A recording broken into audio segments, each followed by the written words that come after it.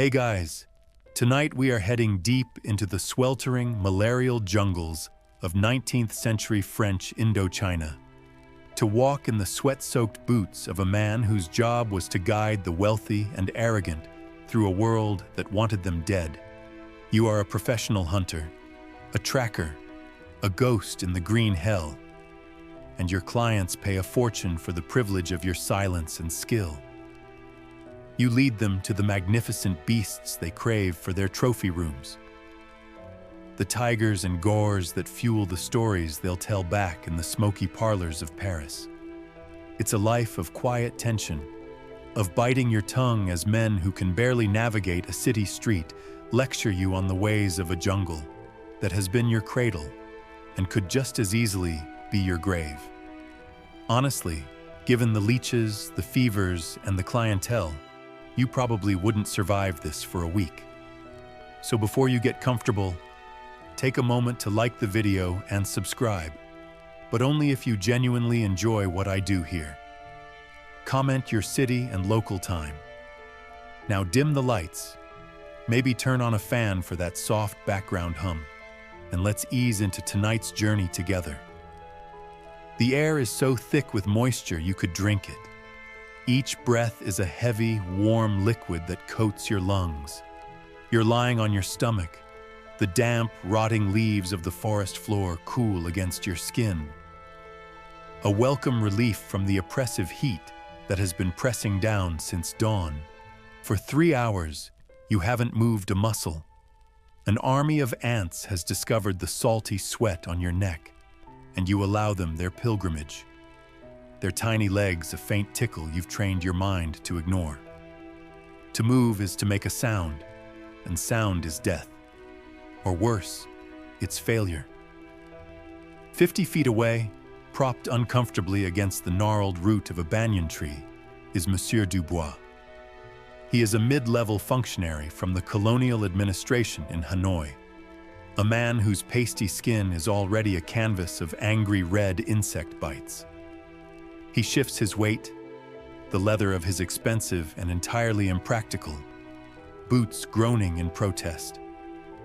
The sound slices through the insect hum of the jungle, and you feel a familiar tightening in your gut, a mix of professional annoyance and pure, unadulterated contempt. You'd left an offering of rice and salt for the forest spirits at the edge of the trail this morning, a tradition your Vietnamese mother taught you. Dubois had scoffed, calling it pagan nonsense, and then proceeded to complain about the humidity as if you personally controlled the weather. These men, they came from their world of straight lines and paved roads, and they thought they could command this one. They couldn't. They just paid you to pretend they could. Your world is this, the symphony of a million living things, the drip of condensation from a broad-leafed fern, the distant, mournful call of a gibbon, the rustle in the undergrowth that tells you if it's a muntjac deer or a foraging wild pig.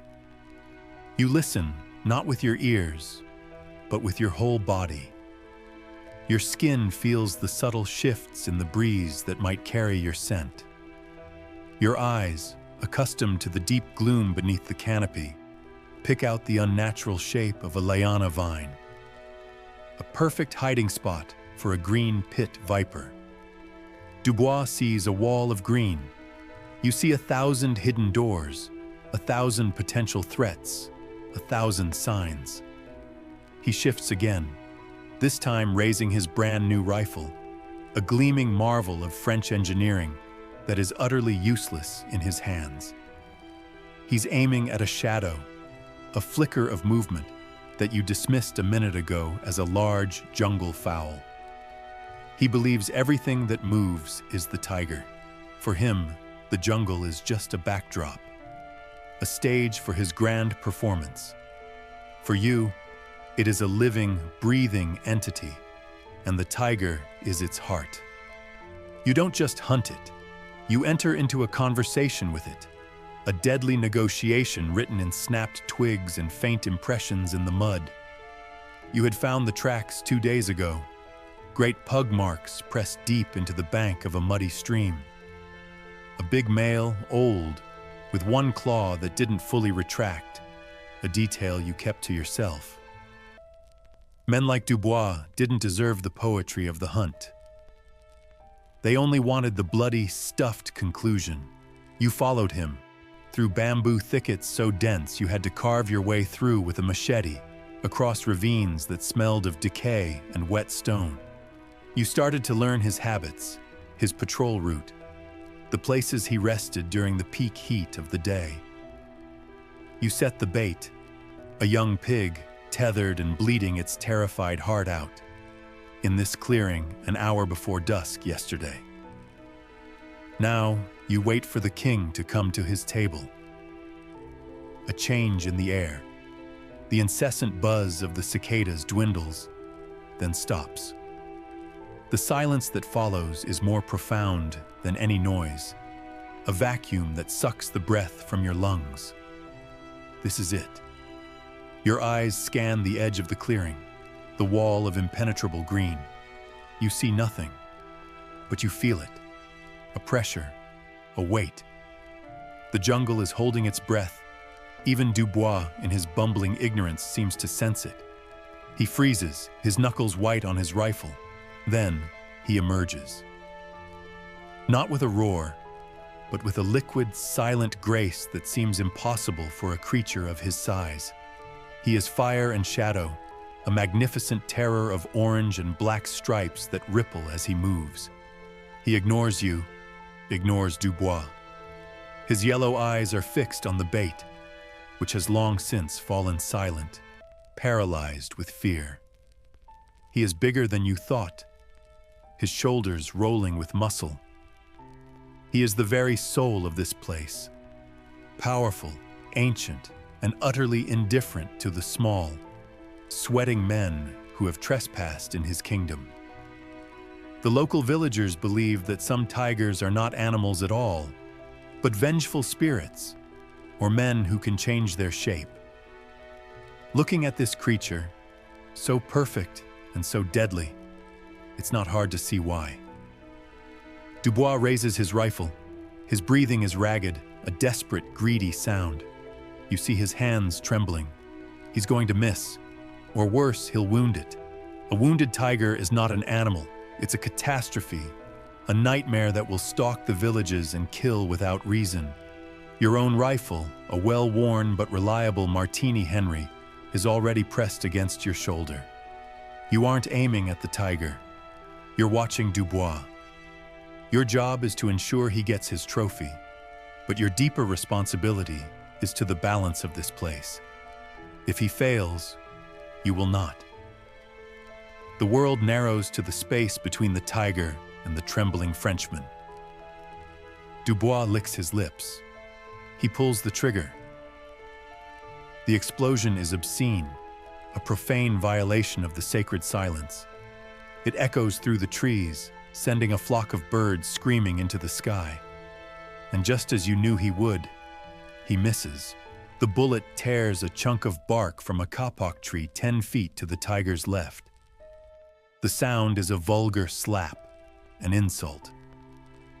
For a single, eternal second, the great cat freezes, its head snapping toward you and Dubois. The yellow eyes lock onto yours, and in them you see no fear, only a flash of pure, regal fury. Then, with a guttural snarl that vibrates deep in your chest, it dissolves back into the shadows. One moment it is there, a solid, breathing mass of muscle and death. The next, it is gone. The jungle, which had held its breath, exhales in a rush of noise, the cicadas striking up their deafening chorus once more, as if nothing had happened. Dubois is sputtering, a stream of French curses fouling the air. He blames the rifle, the humidity warping the barrel, a sudden gust of wind you didn't feel. He blames you. Your silence, your unnerving stillness, must have distracted him. You don't reply. You simply stand up, brushing the damp leaves from your clothes. Your face an impassive mask. You unload your Martini Henry, the practiced clicks of the mechanism a calm counterpoint to his tantrum. Arguing is pointless. The hunt is over. The tiger will not return. He will move his territory miles away now, and you can't blame him. The walk back to the outpost is a miserable affair. Dubois complains endlessly, his voice a whining drone that scares off any wildlife that might have otherwise shown itself. You let him walk ahead, keeping a careful distance. You are no longer his guide. You are just the man he follows out of a place that terrifies him now that his bravado has been stripped away. You deliver him to the muddy track where his carriage and driver are waiting, a small island of French civilization in a sea of green. He doesn't thank you. He simply glares, promises that your name will be mud in Hanoi, and climbs into his carriage without paying you the balance of your fee. You watch the carriage disappear, the churn of its wheels fading, and you feel a profound sense of relief. The money is an annoyance, but the silence he leaves behind is a balm. Your home is a small house on stilts, a dozen kilometers from the nearest village, perched over a tributary of the Black River. It's a place of solitude, a fortress against the world of men like Dubois. The walls are lined with your tools, maps stained with sweat and rain, jars of pungent oils for cleaning your rifles, tanning frames stretched with snakeskin, and a small, cherished collection of books. There are French zoological texts with detailed anatomical drawings next to worn, hand-bound notebooks filled with your own observations, written in a mix of French and Vietnamese script. You are a man caught between two worlds, and this small, quiet space is the only territory that is truly your own. For 3 days, you relish the quiet. You repair your gear, treat a new set of leech bites, and read. You track a family of macaques for a morning, not to hunt, but simply to watch, to reattune yourself to the jungle's rhythm without the grating presence of a client. On the 4th day, a shadow falls across your doorway. You look up from the boar spear you are sharpening, your hand resting instinctively on the hilt of the knife at your belt. He stands at the bottom of your steps, not presuming to climb them without an invitation. He is French, but he is nothing like Dubois. He is lean and tall, dressed in practical, travel-worn khaki, not the crisp whites of a colonial official. His face is all sharp angles, and his eyes, a pale, washed-out blue, seem to see everything. They are the eyes of a predator, not a bureaucrat. He is alone. "You are the hunter they call l'ombre?" he asks. "The shadow. A name you've heard whispered, a title given to you by other guides, half in respect, half in fear. Your voice is rough from disuse." "I am. My name is Laurent. May I have a moment of your time?" You nod, gesturing for him to come up. He moves with a quiet economy, no wasted motion. He takes the seat you offer, his gaze sweeping across your home, lingering for a moment on the mixed language notebooks. He seems to understand. "I am not here for a tiger," he says, getting straight to the point. "Or a gaur or an elephant. I'm here because I need the best tracker in Tonkin to find something that no one else believes exists." He leans forward, his intensity creating its own gravity. "I want you to hunt a ghost." You almost laugh. "The jungle is full of ghosts, monsieur. The trick is to leave them alone." "This is not a spirit," Laurent says, his voice low and precise. "It is flesh and blood. An unclassified primate, I believe. The local tribes, the Hmong, the Dao, they have stories. They call it Ma Da, the jungle ghost. They say it is pale, like a corpse, that it moves through the canopy without a sound, and that it has a cry that can curdle a man's blood. You have heard these stories. every hunter has. Campfire tales, warnings to keep children from wandering into the forest at night. Folk tales, Monsieur Laurent. Is it? He reaches into his satchel and pulls out a plaster cast. He places it on the table between you. It's a footprint. It is vaguely primate, but wrong. The toes are too long, the arch too flat. It has a shape you've never seen before. I found this 2 months ago, near the border with Laos. It belongs to no known animal. Your professional curiosity is a hook in your throat. You pick up the cast. It's heavy, real. You trace the strange contours with your thumb. Still, you are a professional, not a fantasist. A deformed bear, perhaps, or an ape with a birth defect. Laurent smiles, a thin, bloodless stretching of his lips. Perhaps. That is what I intend to find out. He then names a price. The number hangs in the air between you, shimmering and impossible. It's more money than you could make in 10 years of guiding fools like Dubois.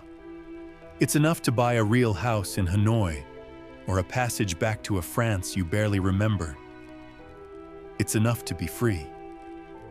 Why, you ask, your voice quiet. Why is finding this thing worth so much?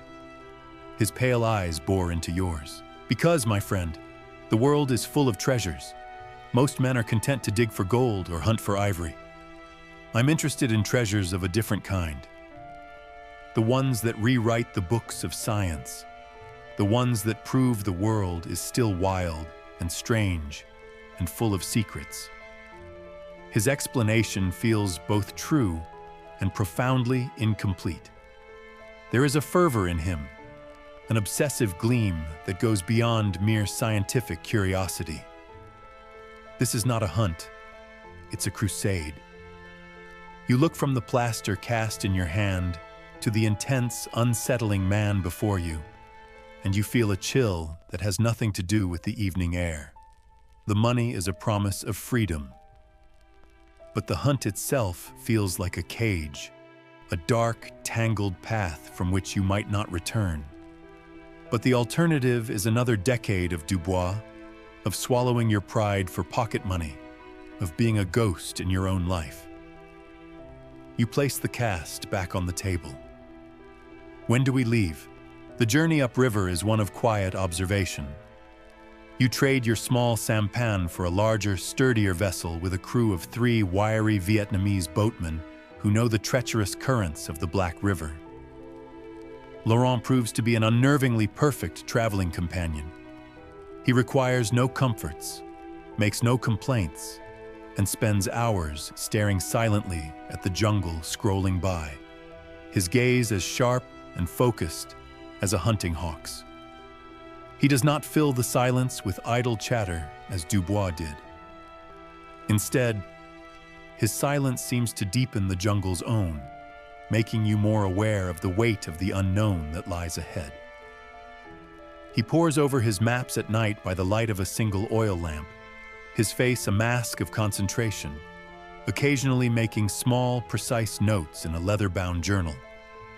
He asks you questions, but they are not about hunting tigers.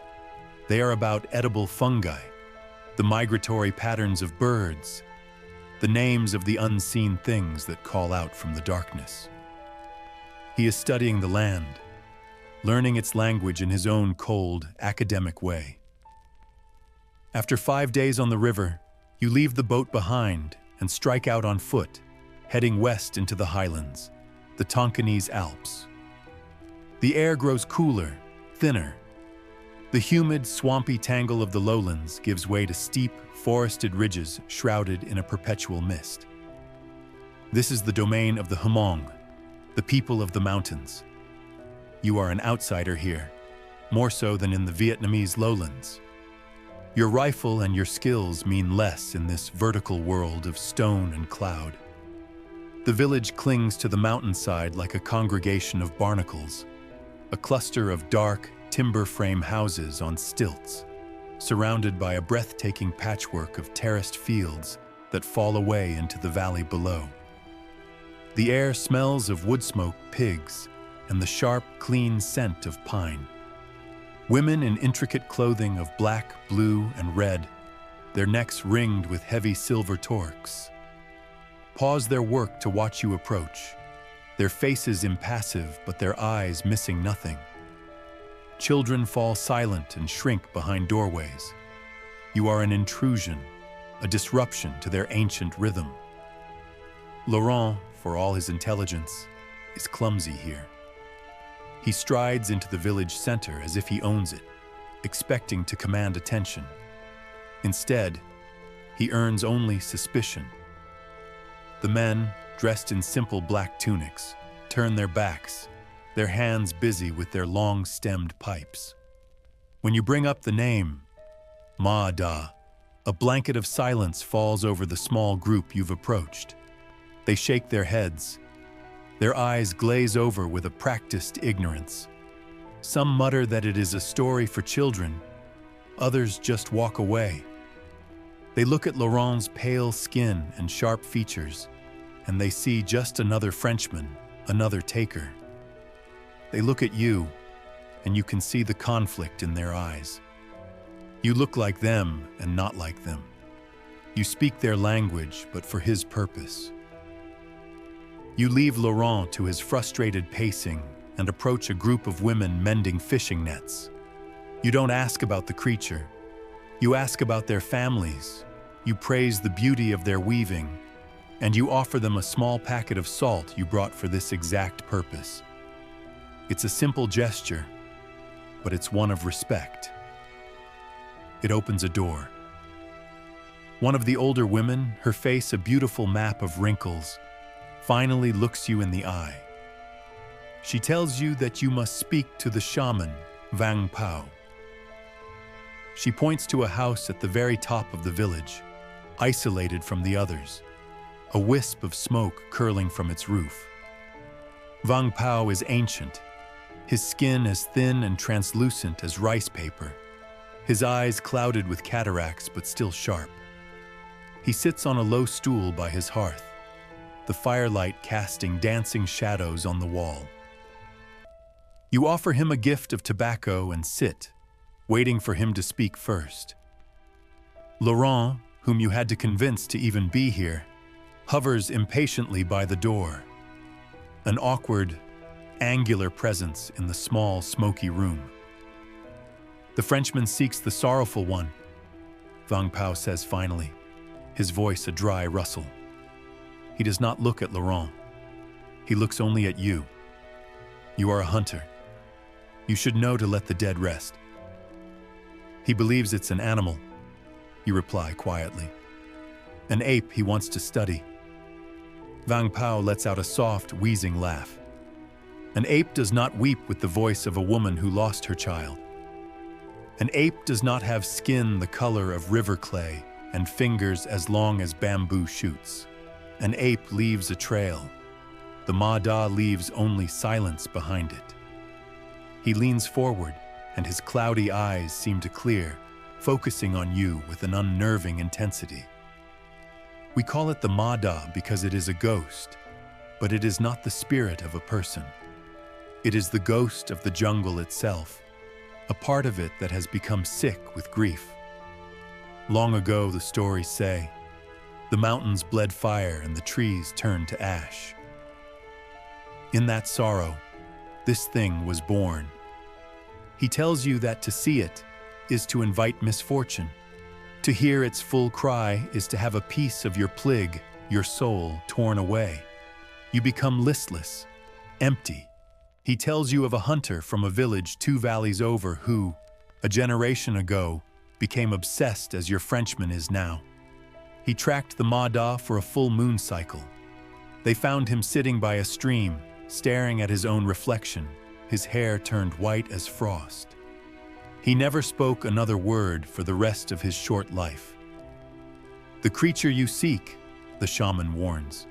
It cannot be captured in a cage or put on a wall. To touch it is to touch a sadness so deep it will drown you. It is a hole in the world. Why would you want to find such a thing? From the doorway, Laurent scoffs. a quiet, dismissive sound. Grief, sadness. These are metaphors, old man.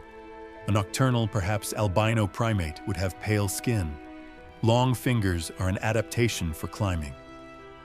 Its cry is a territorial vocalization. Your stories are just fear.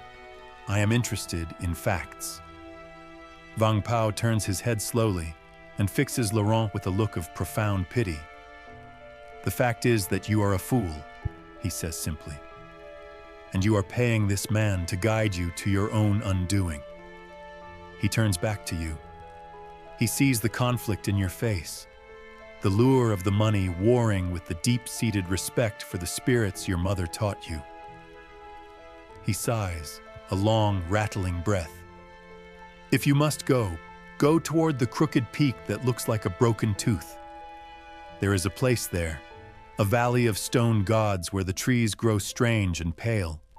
It is a sick place, a wounded place. That is where you will find your animal. But when you hear a sound like a heartbreaking, do not follow it. Turn back. Some trophies are not worth the price of your soul. You thank him and leave the smoky hut, stepping back out into the crisp mountain air. Laurent is already eager, his eyes gleaming with victory. He has a location, a destination. He heard only the directions, not the warning, but the shaman's words cling to you like the mountain mist, cold and heavy. You have your trail, but for the first time on any hunt, you are afraid of what you might find at the end of it. You leave the Hmong village at dawn, the crooked peak a gray silhouette against a bruised purple sky. The villagers do not wish you luck. They simply watch you descend the mountain path, their silent stares feeling heavier than any curse. Laurent is energized, walking with a brisk, purposeful stride. He now has a target on his map, a destination for his obsession. You, however, feel as if you are walking off the edge of the known world. The shaman's words are a cold weight in your stomach, a hole in the world. For 2 days, you trek through a landscape that grows increasingly alien. The familiar, chaotic vibrancy of the jungle begins to thin out, replaced by a strange and silent grandeur. The trees here are giants, titans of ironwood and teak so old, their bark is like wrinkled stone, their upper branches lost in a permanent canopy of gloom. Very little light reaches the forest floor, and you move through a world of perpetual twilight. The air is still and cold, and the usual cacophony of insects and birds has faded to a low, monotonous hum. It feels like you've walked into a vast green cathedral, but one dedicated to a forgotten, melancholy god. Laurent is fascinated, constantly stopping to take samples of pale, bioluminescent fungi that grow in ghostly patches on the trees, or to sketch the unusually twisted liana vines that hang like knotted ropes in the gloom. He sees it all as a unique ecosystem, a product of isolation. You see it as the sick place the shaman described. The very silence feels wrong. It's not the watchful silence that precedes a predator, but an empty, dead silence, as if the life of the forest itself is holding its breath in fear. On the 3rd day, you find the first sign. On the trunk of a massive banyan tree, some 15 feet off the ground, are a series of deep, vertical gouges. You run your hand over them. The bark is shredded, the pale wood beneath exposed in 4 parallel lines. You've seen claw marks your whole life. A bear's are ragged, powerful. A tiger's are sharp, deep punctures. These are different. They are clean, precise, as if carved with a set of 4 chisels, and the height is all wrong. No bear could reach that high, and a tiger wouldn't bother. Extraordinary, Laurent breathes, his voice filled with a reverence that borders on worship. He pulls out a measuring tape. The spacing suggests a handspan of at least 30 centimeters. and look at the angle of entry. Not a swipe, a direct, powerful press. This creature doesn't just climb, it anchors itself. He jots furiously in his notebook, his scientific fervor completely blinding him to the sheer wrongness of it. You look up at the marks, then at the dark, silent canopy above. You feel a prickling on your neck, the unmistakable sensation of being watched. An animal marks its territory. This feels like a warning. The evidence accumulates, each new piece more disturbing than the last. You find a carcass. A large black-shanked duke, one of the most beautiful monkeys in Asia, prized for its colorful coat. It lies at the base of a tree, its body strangely intact. It hasn't been eaten by a predator or scavenged by insects. You kneel to examine it, the metallic scent of old blood faint in the air. Its neck and all four of its limbs are broken, snapped cleanly at the joints with a force that seems impossible. It looks like a discarded doll, a child's toy broken in a fit of pique and then simply dropped. There is no reason for this, no hunger, no territorial dispute, just a cold, passionless violence that makes your blood run cold. Laurent is, once again, enthralled. He performs a meticulous, almost surgical examination of the corpse, murmuring about calculating force and pressure, the unique methodology of the kill. "It's a display," he concludes, his eyes gleaming. "A demonstration of strength." It's asserting its dominance over its environment. You, however, see only cruelty, a mindless, terrifying power that kills for no reason you can comprehend. The jungle you know has rules, brutal and unforgiving, but they are rules of survival. This place, and the thing that lives here, operates outside those rules. That night, sleep offers no escape. You lie wrapped in your blanket, your rifle beside you, but your mind refuses to rest. Every snap of a twig, every rustle of leaves, is the creature approaching. Your dreams are a feverish collage of the shaman's warnings and the things you have seen. Pale, weeping figures moving through the trees, the sound of bones snapping, and the cold, dead eyes of the broken monkey. You wake up with a gasp, your heart hammering against your ribs, the oppressive silence of the forest pressing in on you. Laurent sleeps soundly, a faint, contented smile on his face. He is not haunted. He is home. You are losing your edge.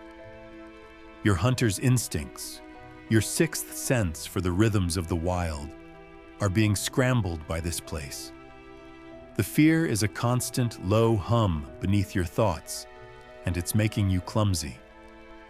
On the fifth day, as you are scouting ahead, you nearly step on a camouflaged viper, a creature you would normally have sensed from 10 yards away. The experience shakes you more than the snake itself. This valley is dulling your senses, making you vulnerable. Late that afternoon, as the perpetual gloom begins to deepen towards true night, you hear it. A breeze sighs through the pale trees, and on it, a sound is carried from the valley ahead.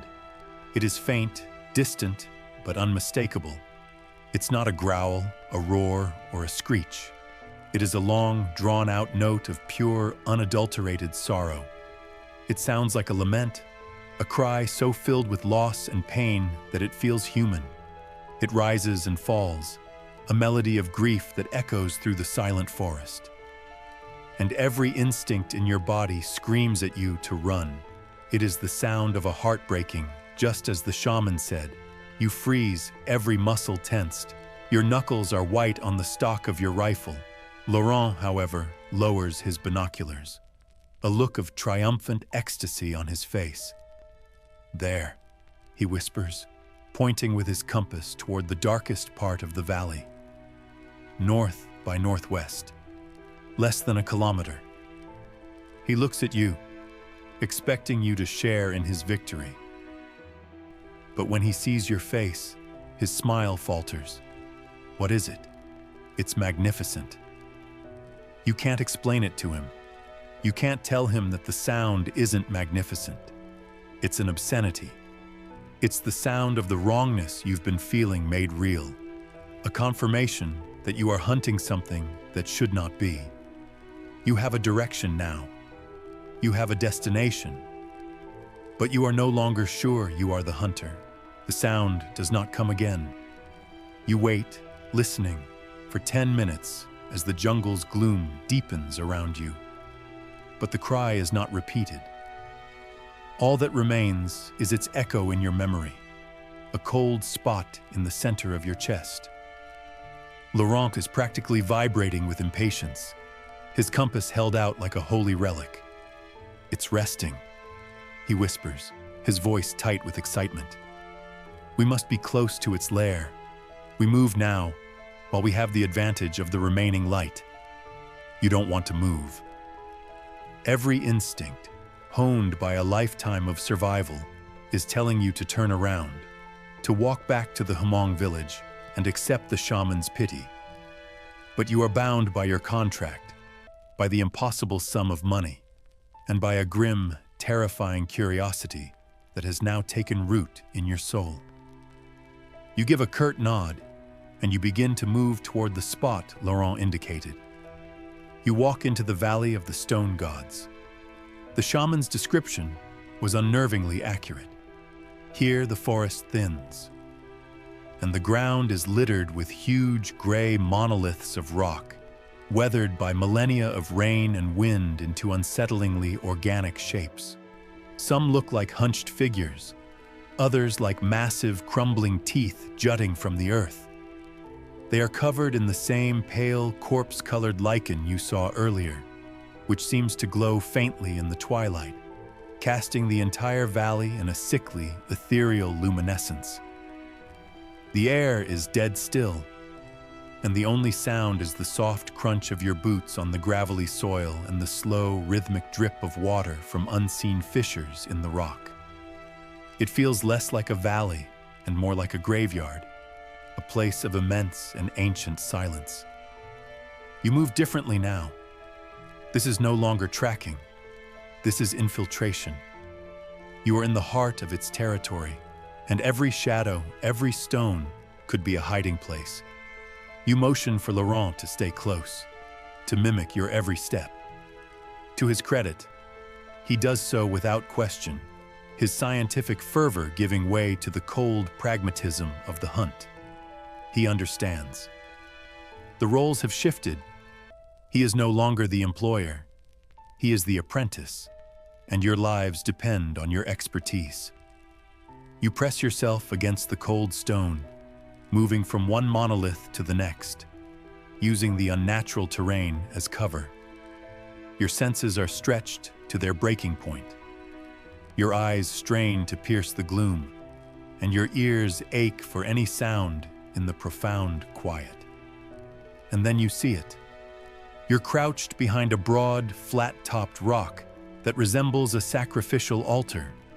You peer over the edge, scanning the far side of the clearing, a small open space dotted with a few of the pale, twisted trees. For a moment, you see nothing.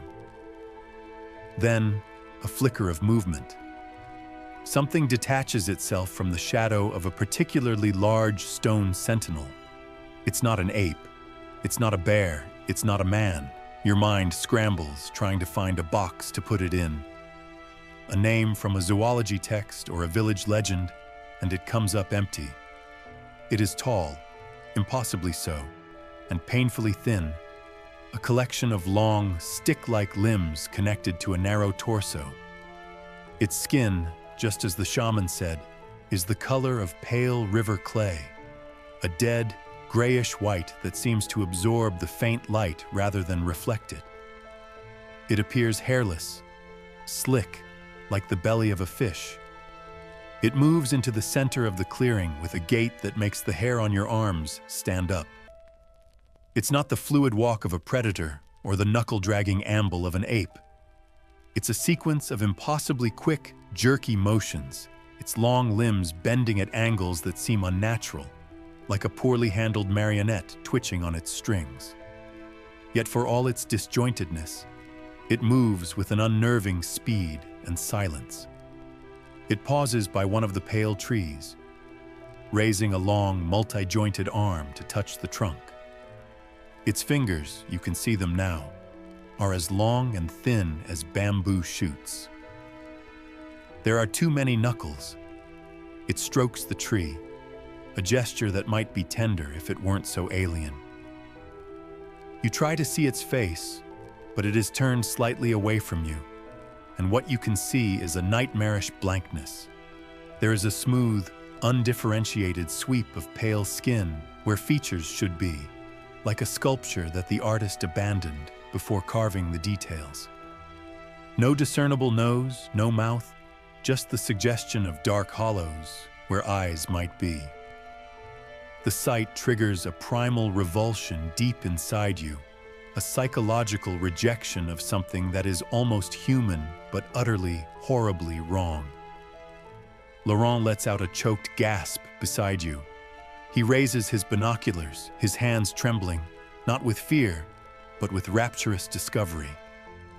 The slight sound, no more than a sharp intake of breath, is enough. The creature freezes. Its head snaps in your direction. The movement is instantaneous, faster than any animal you have ever seen. It doesn't have a neck that turns. Its whole upper torso seems to swivel on its narrow waist. You can't see its eyes, but you feel its gaze, a palpable pressure, a cold, dead weight of attention. For a heartbeat, the world stops. There is only you, Laurent, and this impossible thing staring from across the clearing. It knows you are there. It knows. Then it is gone. It doesn't run. It doesn't leap into the trees. It simply retracts into the shadows it came from, flowing backward into the darkness with the same silent, jerky speed. One moment it is there, a pale nightmare against the gray stone. The next, there is nothing but an empty space and the slow drip of water. You are left staring, your heart a frantic drum against your ribs. The afterimage of that pale, blank face burned into your vision. You feel a hand on your shoulder, and you flinch violently, spinning around with your knife half drawn before you realize it's Laurent. His face is flushed, his eyes wild with a terrifying joy. "Did you see it?" he says, his voice a hoarse, ecstatic whisper. "My God, it's more than I ever imagined. Bipedal, but with arboreal adaptations. The skin pigmentation suggests a subterranean or nocturnal life. This changes everything. This is not a new species. This is a new branch of the evolutionary tree." He fumbles for his notebook, his hands shaking so much he can barely write. He is oblivious. He has just witnessed a violation of the natural order, a thing that looks like it crawled out of a fever dream, and all he can see are scientific classifications and the fame that will come with them. You look at his ecstatic face, then back at the empty, silent clearing. The shaman's warning comes back to you, clear and sharp, a hole in the world. You have just stared into that hole, and you know, with a certainty that chills you far more than the mountain air, that something has just stared back. Night falls on the valley of stone gods, like a velvet shroud. There is no moon, no stars, only the oppressive blackness and the faint, ghostly glow of the lichen on the rocks. You make a cold camp in the shelter of an overhanging ledge. A fire is out of the question. Its light and smell would be a beacon in this dead, silent place. The chill of the mountain air seeps into your bones, a damp cold that has nothing to do with the temperature. Laurent, however, seems immune to it. He is a coiled spring of manic energy. "We should have pressed on," he insists for the third time, his voice a harsh whisper in the dark. Its lair must be nearby. We could have had it cornered by now. And then what? You ask, your own voice flat and hard. Walk up to it in the dark. It saw us. It knows we are here. The first rule of hunting is that after you spook your quarry, you wait. You let it think you are gone. This isn't a tiger, he hisses, the frustration clear in his voice. The rules don't apply. Didn't you see the way it moved? Its physiology is a miracle. We can't let it get away. He's not talking like a scientist anymore. He's talking like a man whose treasure is about to slip through his fingers. He finally falls silent, but not to rest. You watch him in the gloom as he methodically dismantles, cleans, and reassembles a small, elegant pistol. It's a beautifully made firearm, compact and deadly, far more suited for close-quarters work than for hunting game. He is preparing for a different kind of encounter now. The pretense of detached scientific observation has been shed. His language has changed, too. As he mutters to himself, poring over his notes with a small, shielded candle, you hear the new words. He no longer calls the creature it. He refers to it as the asset. He talks about the need for containment and extraction. He speculates on the material properties of its skin and the biomechanics of its limbs. He speaks of it not as a living thing, but as a collection of exploitable features, a resource to be harvested. You decide to press him. What happens when we find it, Laurent? Who are these sponsors of yours who will pay so much for a single specimen? He looks up from his notes, and his pale eyes are cold and dismissive in the candlelight. They are private benefactors, men of vision.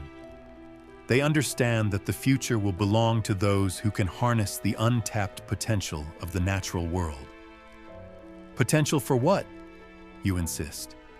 What do you want with it? Imagine, he says, his voice dropping into a conspiratorial hush, a zealot sharing his gospel. A creature that feels no pain, that moves in utter silence, a creature whose skin can withstand extreme environments. Think of the applications. Not for a museum, my friend, for industry, for national security. This asset is not merely a discovery, it is a key. The words hang in the freezing air between you. National security. He's not talking about putting it in a zoo. He's talking about something far more sinister. He's talking about weaponizing it, about dissecting it to learn its secrets and replicating them. The shaman called it the jungle's grief. Laurent sees it as a blueprint for a better soldier, a stronger armor. The horror of the idea is a physical thing, a sour taste in the back of your throat. Later, when Laurent slips away from the camp to scout the edge of the clearing, your suspicion curdles into a certainty you can no longer ignore. You move quickly to his pack, your hands fumbling in the dark. You don't know what you are looking for, but you know his story is a lie. Beneath his spare clothes and notebooks, your fingers close on something hard and cold. It's not a geological hammer or a specimen jar. It's a set of finely machined steel restraints. There is a pair of manacles, connected by a short, thick chain, and a cruel-looking collar, all designed with a precision and strength far beyond what would be needed for any normal animal. And beneath those, something else. A velvet-lined wooden case. You open it carefully. Inside, nestled in fitted compartments, are 3 glass syringes. They are not ordinary medical syringes. The needles are thick, reinforced, and the plungers are geared, designed to inject a substance into something incredibly tough and resistant. Beside them are 3 vials of a viscous, oily, dark blue liquid, sealed not with cork or wax, but with some kind of crimped metal cap you've never seen before. This is not a kit for sedating a new species for study. This is a capture kit designed by an engineer for subduing something monstrous. The pieces click into place with sickening clarity. The impossible sum of money. The secrecy. The talk of assets and applications. Laurent is no scientist. He is an agent, a procurer of exotic biological materials for a powerful, unseen organization. You were never a guide on an expedition of discovery. You were the hired help, the local muscle for an operation so dark it could never be officially sanctioned. You quickly put everything back, your mind racing. You are in a trap, and it has been closing around you since the day Laurent first appeared at your door. The creature in the dark is a terrifying unknown, but the man sleeping 10 feet away from you is now the greater threat. He is ruthless, he is armed, and he has a purpose for that creature that desecrates the very idea of life. He would kill you without a second thought to protect his mission. Laurent returns to camp, moving as silently as the creature itself. He settles back down by his pack, giving you a thin, questioning smile in the dark. You meet his gaze, your face a calm, unreadable mask, the way you looked at Monsieur Dubois after he missed the tiger. But inside, your hunter's mind is working furiously. The objective has changed. This is no longer about the hunt. It's about survival. You, Laurent, and the pale, sorrowful thing in the valley. You are now locked in a three-way struggle, and you are beginning to realize that of the three of you, you may be the only one with a soul left to lose. The morning breaks, not with sunlight, but with a slight lessening of the oppressive dark. The air in the valley is stagnant and cold. Laurent is already awake, his face etched with a grim purpose. The pretense of partnership is gone. His eyes are like chips of ice, and he gives his orders with the clipped authority of a military commander. We move in 10 minutes. We follow its trail to the lair. When we find it, I will subdue it. Your job is to cover me. If anything else approaches, a tiger, a bear, you will deal with it. The asset is mine. Is that clear? He doesn't wait for your answer. He slings a specialized, long-barreled rifle over his shoulder, a weapon you hadn't seen before. It's not designed for bullets. It has a bulky underbarrel cylinder, clearly for firing the heavy syringes you found in his pack. You nod, your own face an impassive mask. You are playing your part, the obedient guide, but your mind is a whirlwind. Every step you take towards the creature is a step deeper into Laurent's trap. You must find a way out, a moment of opportunity. You shoulder your own rifle, the familiar weight of the Martini Henry a small comfort, and follow him into the field of stone gods. The trail is subtle, almost non-existent to an untrained eye. But you are not untrained. You see the faint scuff mark on the pale lichen, the single oddly bent stem of a hardy weed, the slight displacement of pebbles that marks the creature's silent passage. You follow the signs as they lead you away from the open valley and toward a sheer cliff face, a wall of rock completely choked with a curtain of thick, green vines. It looks like a dead end. But Laurent's excitement is palpable. He points to a dark opening, almost perfectly concealed by the hanging foliage. A cave. But as you push aside the heavy, damp leaves, you realize it's not a cave. The opening is too perfect, too square. It is a doorway. The stone around it has been cut and shaped by human hands. You have stumbled upon a ruin, a place so ancient and overgrown that the jungle has almost completely reclaimed it.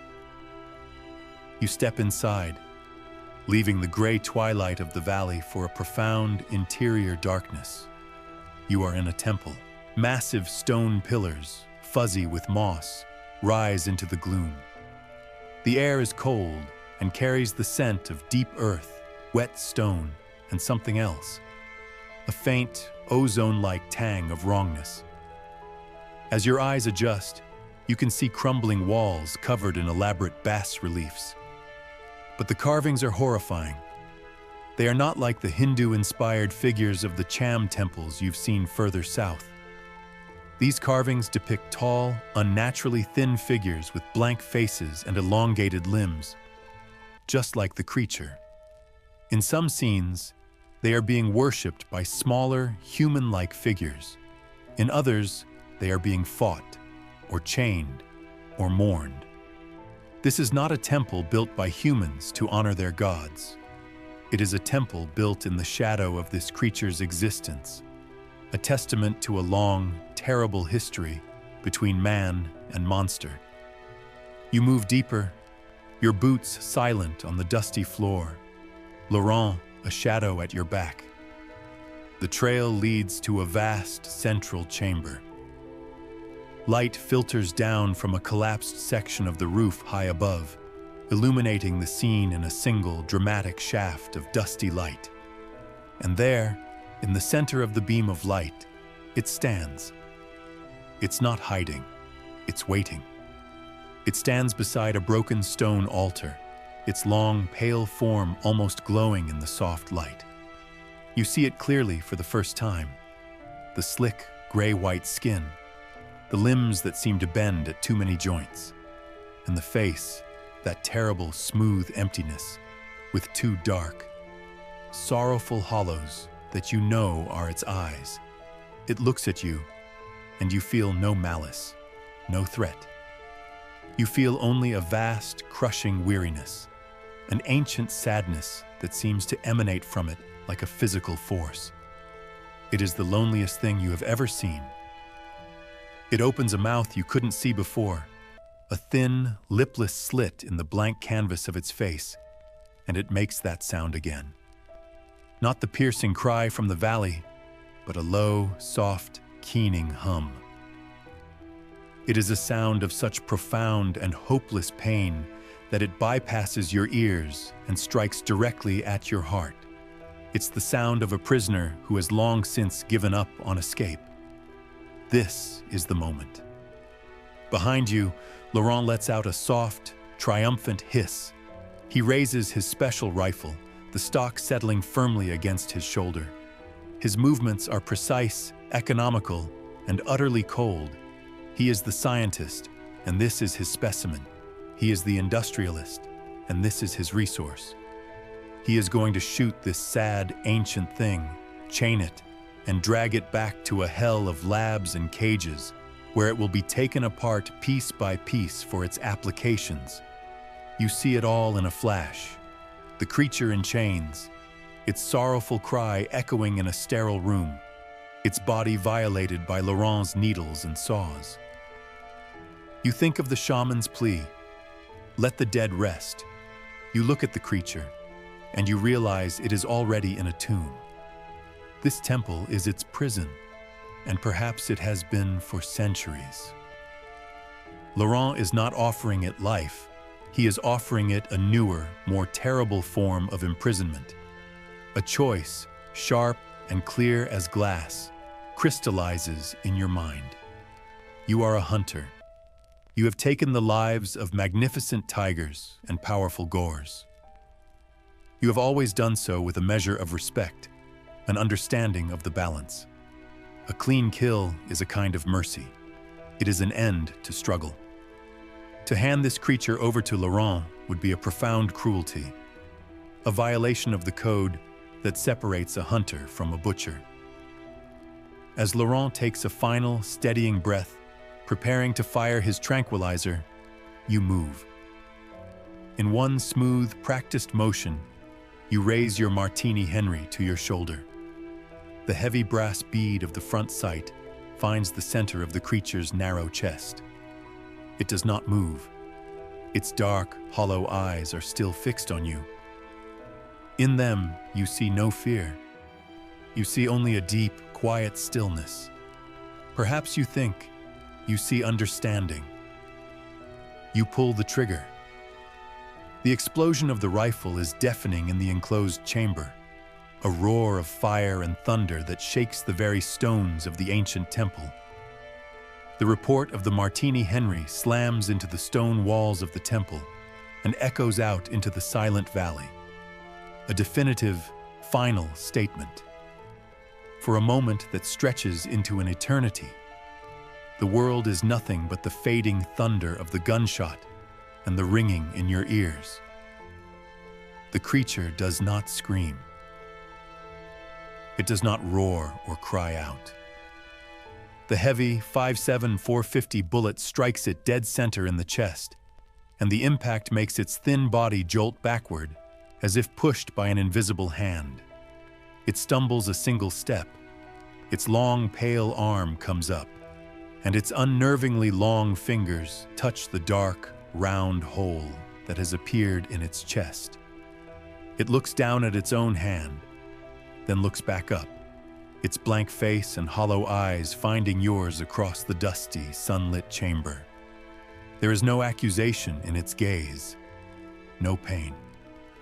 There is only a profound stillness, a deep and final quiet.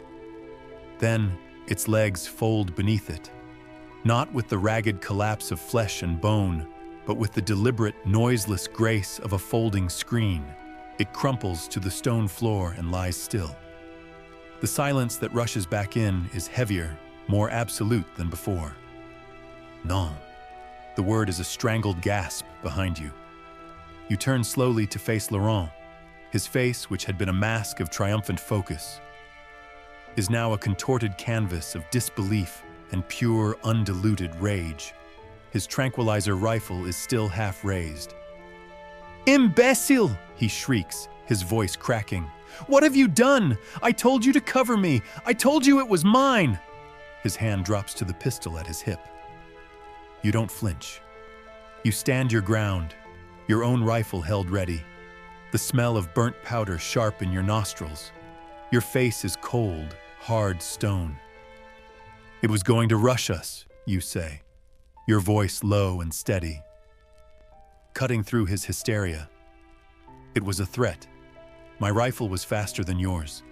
I did my job. I protected my client." The lie is bald, but it's wrapped in the unassailable logic of the predator. You are the hunter. You made the call.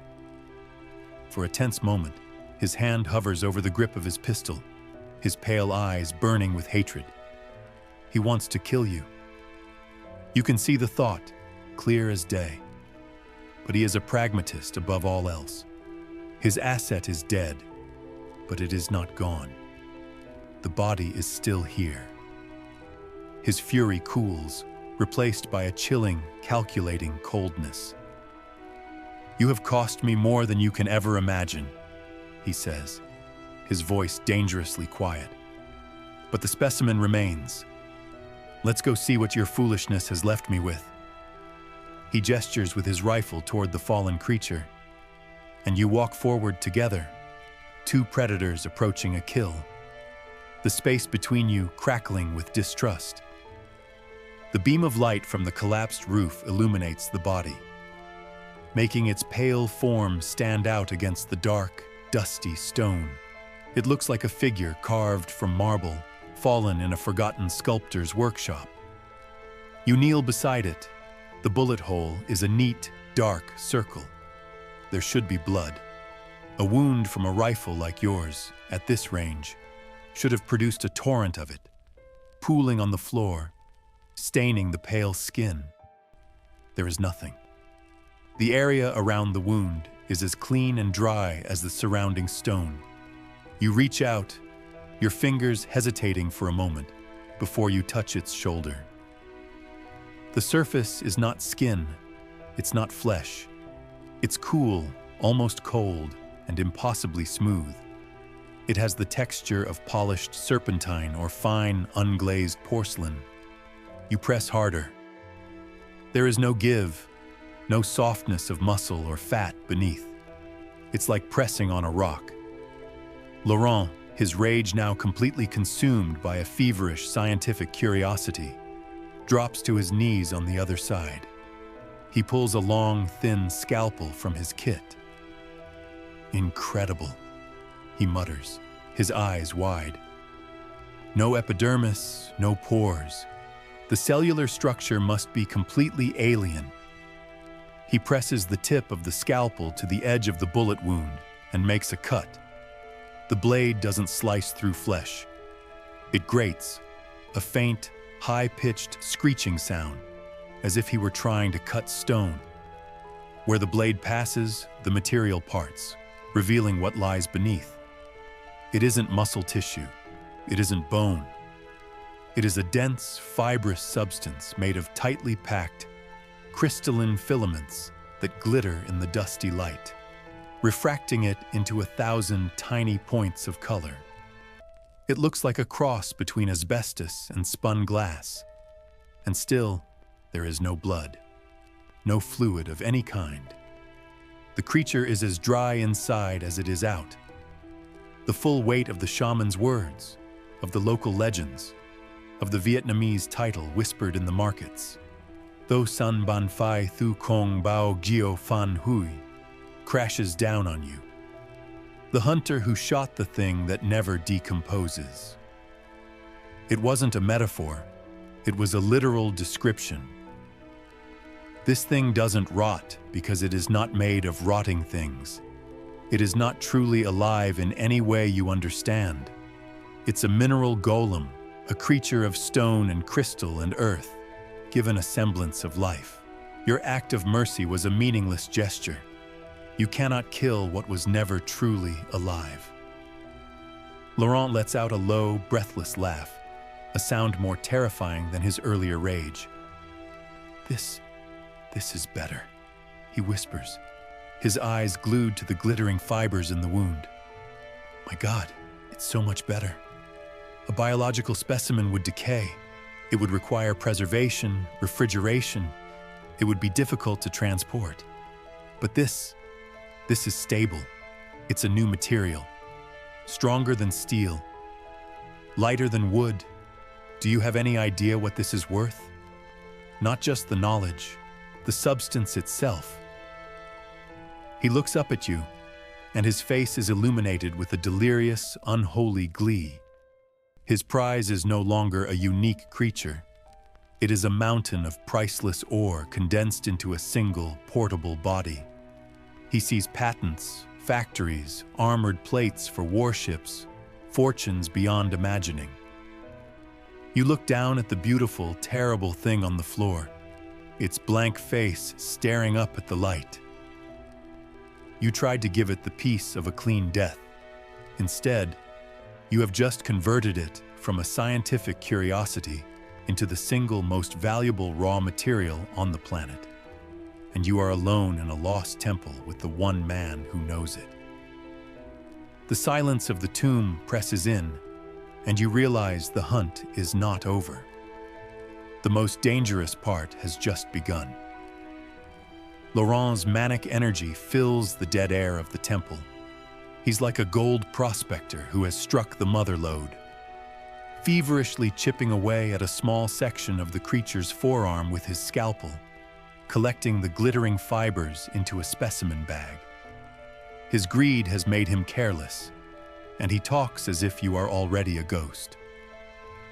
"The board of directors will be ecstatic," he mutters, more to himself than to you. "The initial analysis can be done in our Saigon facility. We'll need a secure transport, a military vessel perhaps. The Foreign Legion would pay a king's ransom for armor forged from this. Lightweight, impenetrable." He pauses and looks up at you, his eyes suddenly sharp and focused again. A discovery of this magnitude requires the utmost discretion. No witnesses, no loose ends. The fewer people who know about this temple, the better. The threat is no longer veiled. It is laid bare on the stone floor between you. You are a loose end. As soon as he has what he needs from you, your strength to help him move the body, your knowledge to get him out of this valley, he will put a bullet in your back. The fortune he promised you was never real. Your payment is a shallow grave in this forgotten ruin. Your mind, the hunter's mind that sees every possibility, every escape route, begins to work. The main doorway is blocked by him. He is armed with a pistol. A direct confrontation is suicide. You need a plan. You need to use the environment against him. Your gaze sweeps the chamber, not as a tomb, but as a tactical space. You notice the towering stone pillars, fuzzy with moss. You notice the massive, crumbling bas-reliefs on the walls. And you notice the deep, resonant silence of the place, how every small sound seems to carry. You feign cooperation, your face slipping back into the impassive mask of the obedient guide. It is heavy, you say, your voice calm. We will never carry it out of this valley on our own. We need to lighten it. Laurent looks up from his work, annoyed at the interruption, but intrigued by the logic. What are you suggesting? We butcher it here, you say, the word tasting like poison in your mouth. Take only what you need. A leg, an arm. We can use my axe. You gesture to the small hand axe on your belt. It's a crude plan, a brutal one, but it plays to his new perception of the creature as a collection of parts, a raw material. More importantly, it will force him to focus on the grisly task, to let his guard down. He considers it, his pale eyes narrowed. Yes, he finally agrees. Yes, that makes sense. Less to transport, more discreet. Get to it. Take the left arm at the shoulder. You approach the body, your heart hammering, and pull the axe from your belt. You kneel, placing yourself between Laurent and a specific section of the far wall. A massive, intricately carved stone panel depicting one of the pale creatures holding a sphere of light. You noticed it earlier. The stone around it is fractured, and the panel itself seems to be barely hanging onto the wall, held in place by ancient mortar and the thick roots of the jungle pressing in from outside. You raise the axe, but instead of striking the creature's arm, you turn and, with all your strength, you swing the flat of the axe head like a sledgehammer into the base of the crumbling stone panel. The sound is like a crack of thunder. The impact sends a spider web of cracks through the ancient masonry. Laurent yells in surprise and fury, fumbling for his pistol. But he's too late. With a deep, groaning roar of tortured stone, the entire 5-ton panel shears away from the wall and crashes to the temple floor. It doesn't just fall, it shatters into 1,000 pieces, kicking up a blinding cloud of dust and debris that instantly fills the entire chamber. The world becomes a chaos of choking dust and roaring noise. You had anticipated the dust, but not the sheer disorienting force of it. You can't see. You can't breathe. You drop to the floor, crawling on your hands and knees, moving by memory and instinct away from the sound of Laurent coughing and cursing. As you scramble away, your hand brushes against something on the floor. It's a piece of the creature. The impact of the falling stone must have broken it off. Without thinking, you grab it. It's a hand, severed at the wrist, impossibly heavy, its long, porcelain-like fingers cold and rigid. You shove it into your pack. You reach the main doorway, staggering out of the swirling dust cloud and back into the gray light of the valley. You don't look back. You run. You crash through the vines, your lungs burning, your body screaming for air. Behind you, you hear Laurent roar your name. A sound of pure, murderous rage, followed by the sharp crack of his pistol. The bullet zings past your ear, smacking into a stone monolith beside you. You don't slow down. You are a creature of the jungle, and he is not. You plunge into the maze of pale trees and stone sentinels, moving with a desperate animal speed. You are no longer a guide or a hunter. You are prey. You flee through the sick, silent valley, the place that had terrified you only hours before. But it offers a strange comfort now. Its dangers are predictable compared to the cold, ambitious evil of the man behind you. You run until your legs are numb and your lungs feel like they are on fire. You do not stop until the Valley of the Stone Gods is miles behind you, until the air smells of life and rot again, until the sounds of the jungle, the birds, the insects, the distant call of a monkey, return, a welcome symphony washing away the dead silence of the temple. You finally collapse at the base of a banyan tree, gasping for air, your body trembling with adrenaline and exhaustion. You have escaped, but you know this is not the end. Laurent is alive. He knows your name.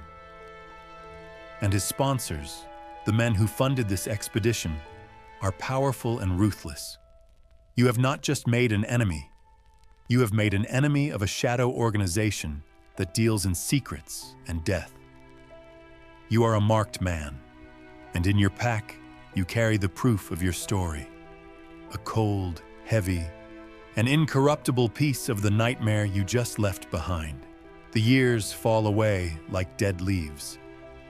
The jungle is a ghost, a distant memory that visits you only in fever dreams. You are an old man now, your skin wrinkled and spotted, your hands knotted with arthritis.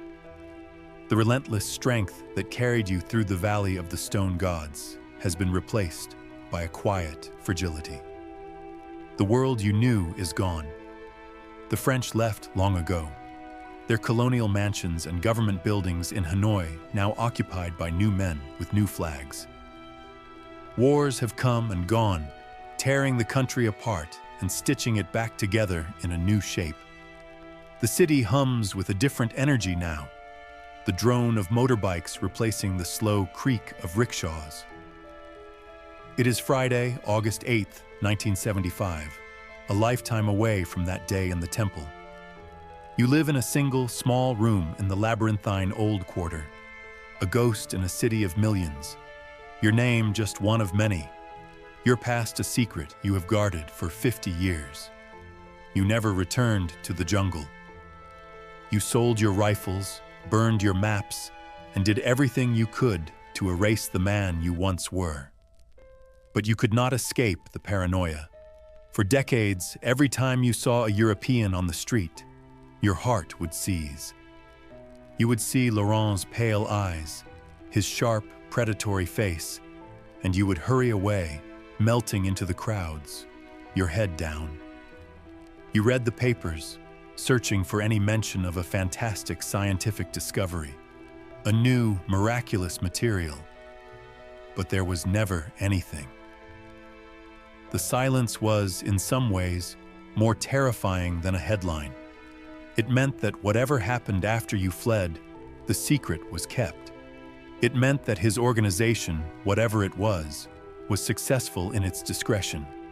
You do not know if Laurent died in that temple, a prisoner of his own greed, or if he eventually escaped to hunt you across the world. You have lived your entire life assuming the latter. Your only companion in your long, quiet life is the burden you carried out of that sick valley. In a heavy, locked wooden chest beneath your bed lies your trophy, your curse. Sometimes, late at night, when the sounds of the city have quieted to a low hum, you take it out, the creature's hand. You place it on the small table before you. It is exactly as it was the day the temple stone severed it from its arm. The pale, porcelain-like skin has not yellowed. The strange, crystalline fibers visible at the wrist have not crumbled. It has not decayed a single particle in 50 years. It is a perfect, eternal piece of the impossible. It feels cool and heavy in your wrinkled hands. Its impossible weight, a constant reminder of its alien nature. Sometimes, when you hold it, you think you can feel something radiating from it. Not heat, but a vibration. A faint, psychic echo of the immense and sorrowful loneliness of the creature it belonged to. It is a cold that seeps into your bones and reminds you that you are haunted, not by a ghost, but by a tangible piece of irrefutable mystery. You trace the lines of its long, elegant fingers. What was it? You've had a lifetime to wonder. A being from another world, crashed here long ago. A survivor of some terrestrial evolution so ancient it predated flesh and blood? Or was the shaman right? Was it simply a manifestation of the jungle's grief, a physical embodiment of sadness? You will never have an answer. You look at the hand and think of your final, fateful shot. Was it mercy? Or was it the ultimate act of a hunter's arrogance, killing something you could not understand, only to unleash its secrets into the hands of a man like Laurent? You sleep poorly and have for 50 years, the question always unanswered. Your life is a quiet vigil, a long, slow wait for an end that you hope is peaceful. But tonight, there is a sound that breaks the familiar rhythm of your solitude. A knock at your door. It is not the timid rap of a neighbor or the random noise of a late-night wanderer. It is a sharp, precise, authoritative sound. 2 knocks, a pause, then a third, a signal. It is a sound that does not belong in this crowded, noisy alleyway. It is a sound that belongs to a man who is accustomed to being answered. You freeze, your breath catches in your throat. Your heart, which you thought had grown slow and tired, begins to hammer against your ribs with the panicked rhythm of a trapped animal. The entire city of Hanoi seems to fall silent. There is only you, the locked door, and the impossible. Undecaying hand sitting on the table before you, its long, cold fingers seeming to point right at your heart. You don't move, you don't breathe. You just sit in the darkness of your small room, clutching the relic of your past, and you wait. After 50 years of running, the knock has finally come. And so you sit in the dark, waiting for a future that was sealed a lifetime ago in a lost jungle temple. The story ends, but the feeling lingers, a quiet dread. The weight of a secret too large to carry. But that weight is not yours to bear tonight. Let it dissolve like mist in the morning sun. Let the humid jungle, the cold stone temple, and the knock on the door fade from your mind. Your journey with the hunter is over. Your own journey into rest is just beginning. Think of the silence now, not as something empty or menacing, but as a soft blanket, a peaceful void waiting to welcome you. There are no mysteries to solve, no dangers to escape. There is only the gentle rhythm of your own breathing, a quiet, steady anchor in the calm sea of the night.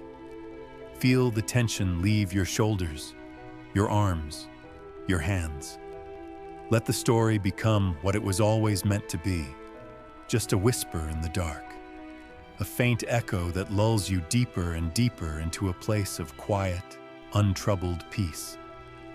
The hunter's watch is over, and now, so is yours. Sweet dreams.